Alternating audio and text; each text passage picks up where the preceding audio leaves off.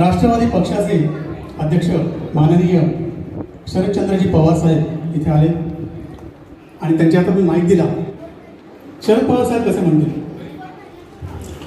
आज या ठिकाणी सगळ्या नातेवाईक मंडळी एकत्र येऊन आपल्या लाडक्या गणपती साहेबांचा वाढदिवस अशा पद्धतीनं साजरा करतायत.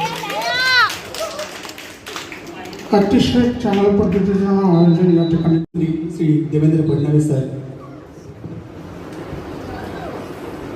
अध्यक्ष महोदय, आताच पवार साहेब बोलले की सर्वांनी एकत्र यायला हवं. पण अध्यक्ष महोदय, या ठिकाणी मला सांगावं असं वाटतंय की आम्ही एकत्र यायला नेहमी तयार आहोत.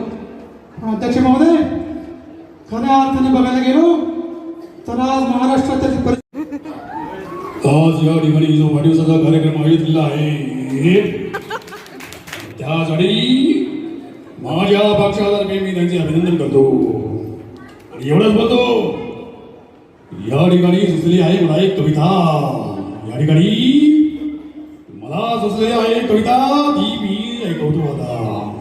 विदर्भ मराठवाडे में पिकता है कापूस, विदर्भ मराठवाडे में पिकता है कापूस, कोकण में पिकता है हापूस.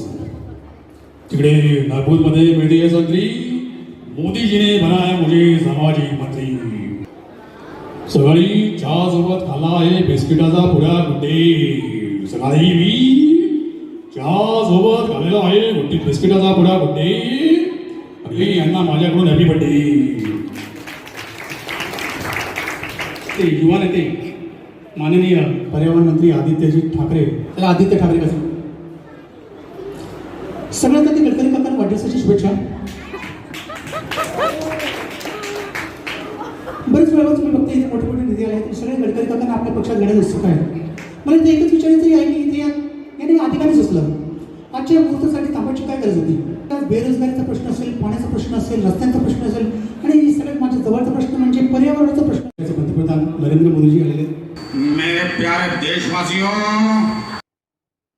आज मुझे अपने भारतवासियों पर गर्व है कि हमने कोरोना जैसे महामारी पर विजय प्राप्त कर लिया है. दोस्तों,